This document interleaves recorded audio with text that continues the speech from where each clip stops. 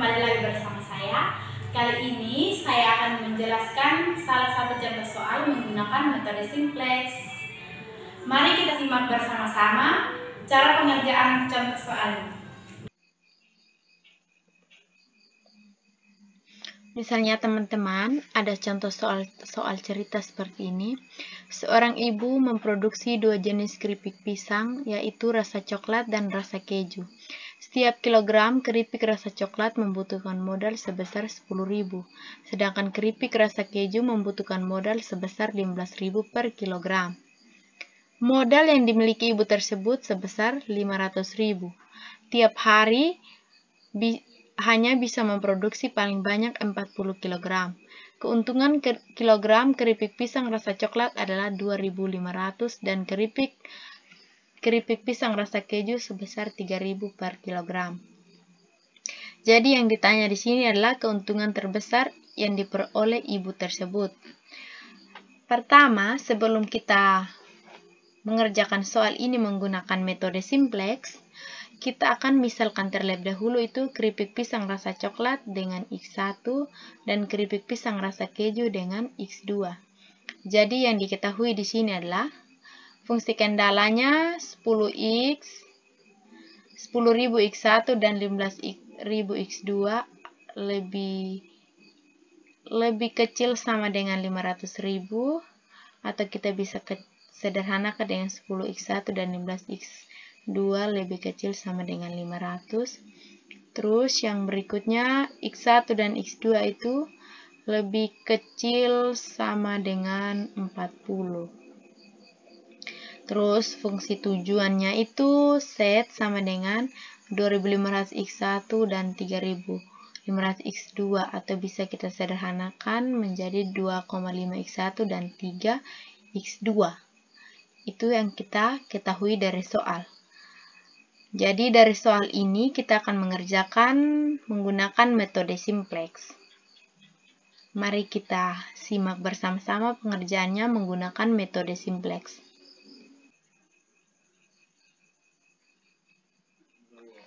Oke teman-teman, dari soal cerita tadi mempunyai bentuk kanoniknya, yaitu Z kurang 2.500 X1 kurang 3.000 X2 kurang 0 S1 kurang 0 S2 sama dengan 0. Terus fungsi kendalanya itu 10.000 X1 tambah 15.000 X2 tambah S1 tambah 0 S2 sama dengan 500.000. Fungsi kendala yang kedua itu X1 ditambah X2 ditambah 0 S1 tambah S2 sama dengan 40.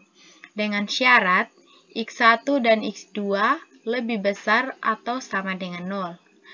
Jadi terlebih dahulu kita isi di tablo yang pertama.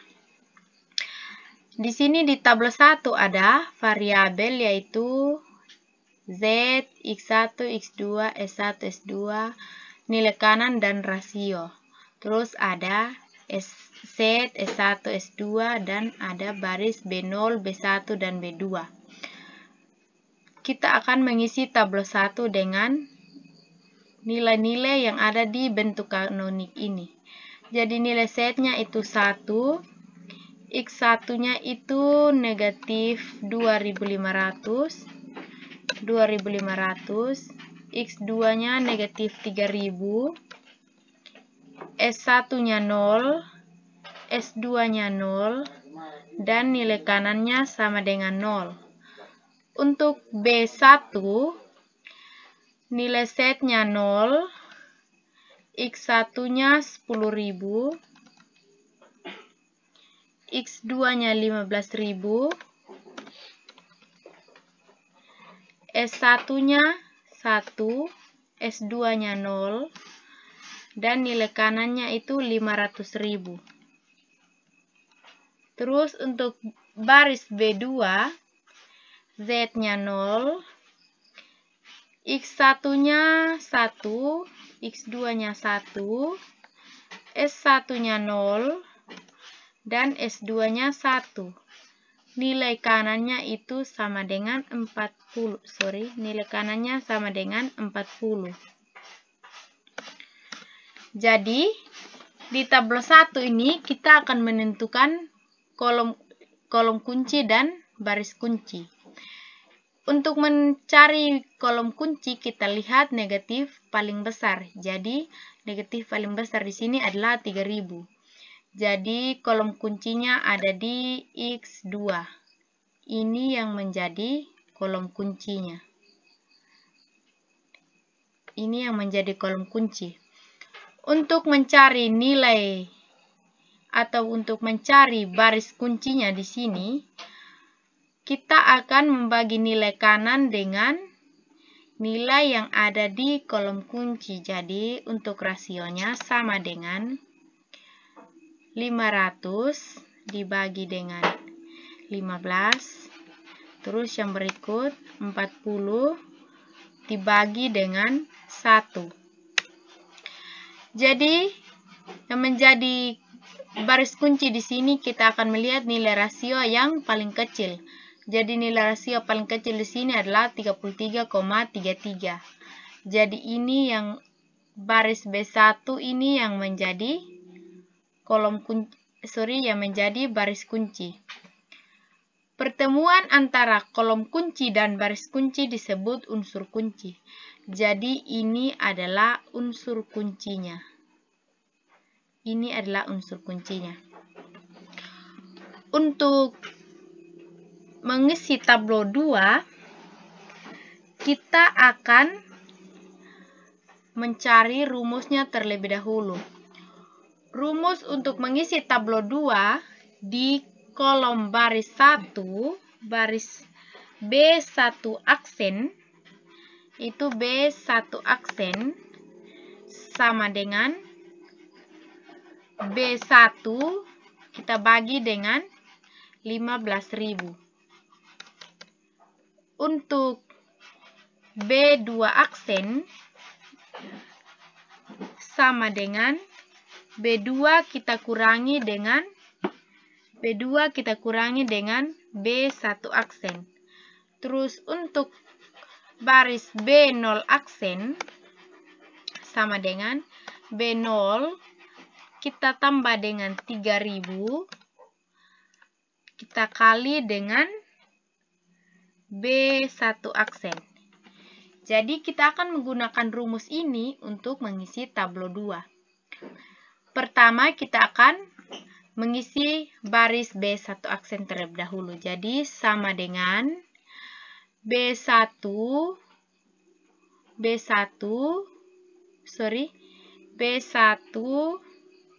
bagi dengan 15.000 atau unsur kuncinya tadi.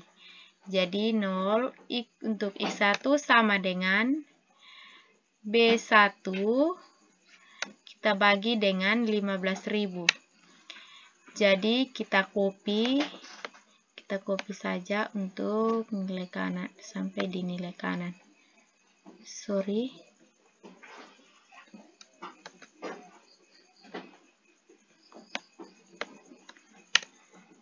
Kita copy.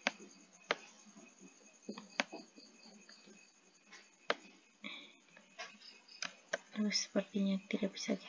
Untuk X2-nya itu B1 kita bagi dengan B1. Fungsi dari B1 bagi dengan 15 supaya nilai di X2 ini yang 15.000 ini menjadi 1. Jadi di sini sudah terbukti. Jadi untuk S1 sama dengan 1 dibagi 15.000. Terus untuk S2-nya sama dengan 0 kita bagi dengan 15.000. Dan untuk nilai kanannya sama dengan ini kita bagi dengan 15.000. Jadi untuk nilai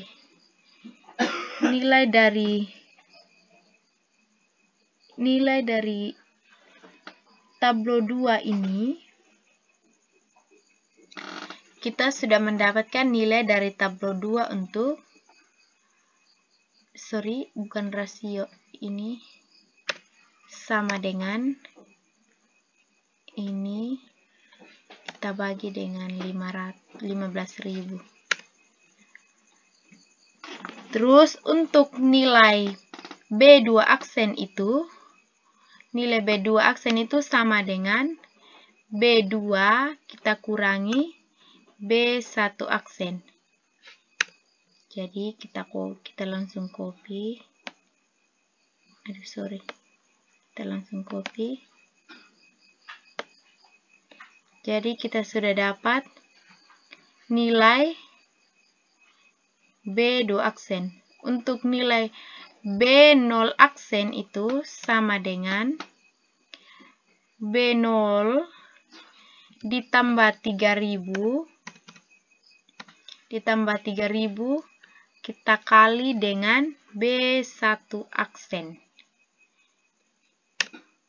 Jadi kita sudah dapat nilai dari B1 aksen. Jadi kita sudah dapat nilai B1 aksen. Tetapi sampai di sini belum selesai pengerjaannya karena masih ada nilai X1 di sini yang negatif. Jadi di sini yang menjadi kolom kunci adalah X1 karena nilainya masih negatif. Jadi ini yang menjadi unsur kunci. Kita akan mencari baris kunci. Jadi sama dengan nilai kanan kita bagi dengan nilai di kolom kunci. Terus sama dengan bagi dengan nilai di kolom kunci. Jadi kita sudah dapat rasionya untuk tabel 2. Untuk menentukan baris kunci, kita akan mencari nilai rasio yang paling kecil. Jadi nilai rasio yang paling kecil di sini adalah 20. Jadi B2 aksen ini adalah baris kuncinya. Ini yang menjadi baris kunci. Pertemuan antara kolom kunci dan baris kunci ini dinamakan dengan unsur kunci. Ini yang menjadi unsur kuncinya. Jadi untuk mengisi tabel 3, kita akan menentukan rumusnya atau mencari rumusnya terlebih dahulu. Untuk B2 double aksen sama dengan rumusnya itu B2 kita bagi dengan unsur kunci ini. Atau B2 aksen ini kita bagi dengan unsur kunci ini supaya hasilnya 1. Jadi B2 aksen bagi dengan 0,33. Untuk baris B1 double aksen sama dengan B1 kita kurangi B1 aksen kita kurangi dengan 0,66 kali B2 double aksen. Untuk di sini B2 aksen. B2 double aksen. Untuk B1 double aksen di sini. Terus untuk B0 double aksen sama dengan B0 aksen ditambah 500 kita kali dengan B2 double aksen. Jadi ini rumus untuk mengisi tabel tabel 3.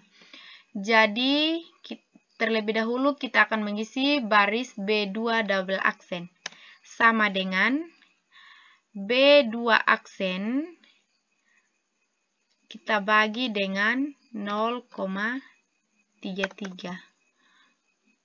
Kita bagi dengan 0,33 ini. Jadi kita langsung copy saja. Ya. Sampai di untuk nilai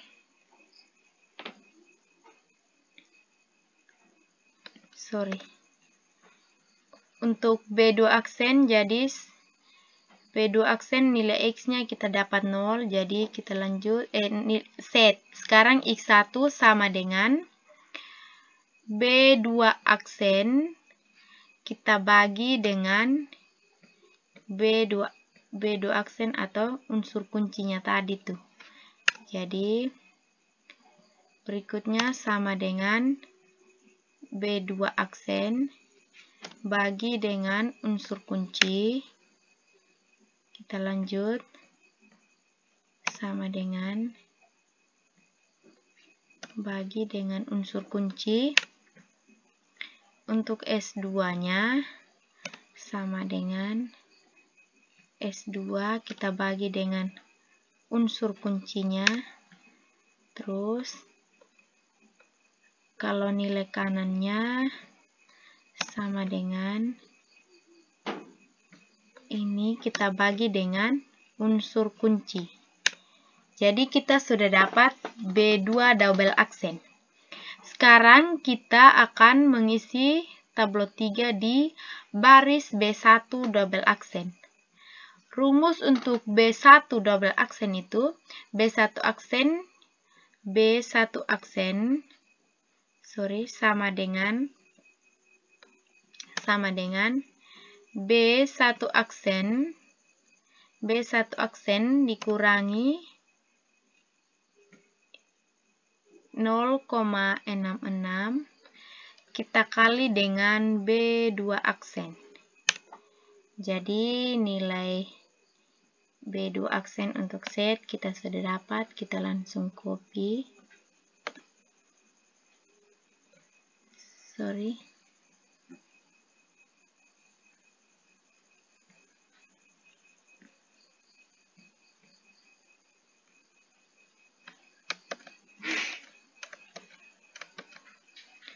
Untuk nilai X1-nya sama dengan B1 aksen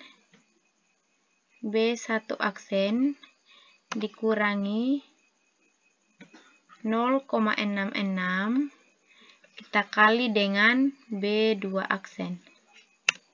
Jadi hasilnya 0. Sampai sini kita coba copy.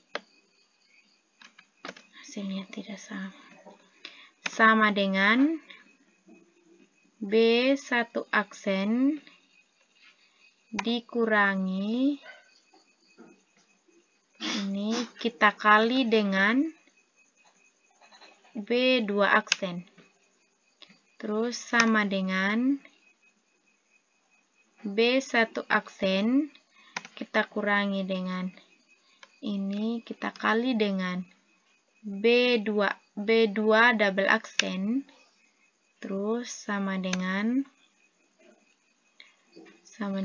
ini kita kurangi dengan 0,66 kita kali dengan B2 double aksen sama dengan, terus nilai kanannya sama dengan B1 aksen dikurangi 0,66 kali dengan B2 aksen. Jadi kita sudah dapat untuk B1 double aksen. Sekarang B0 double aksen. Untuk rumus untuk B0 double aksen sama dengan B0 aksen ditambah 500 dikali B2 double aksen.